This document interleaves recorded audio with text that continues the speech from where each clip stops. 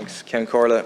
For a brief moment, the value and essential nature of workers, those who are on the front line doing the work, had to be recognised in the pandemic.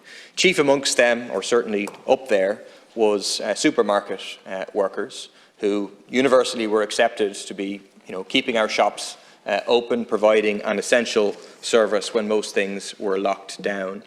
Even their employers were first forced very briefly to somewhat recognise that, for example, with a 10% pandemic bonus from Tesco for their workers. But as soon as they could, that was quickly forgotten. A few months later, the pandemic bonus was gone, and then Tesco's went on the offensive.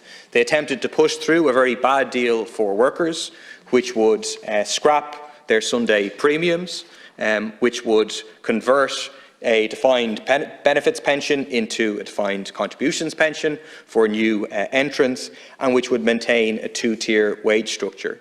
The workers have resoundingly rejected those proposals, voting an incredible 88% no, and have organised on a rank-and-file basis to fight for the kind of improvements that they want to see.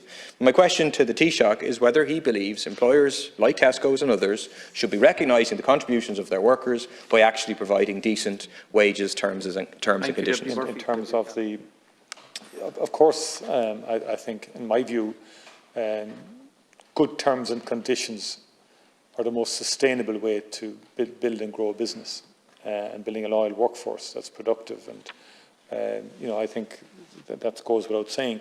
And there are labour relations processes, industrial relations processes that can facilitate the negotiation of good pay and conditions. Some employers are better than others. That's particularly true in the retail sector. And I've spoken to some traders and companies in the retail sector, and they've been very complimentary of the extraordinary efforts that their workers have made over the last 2 years in particular.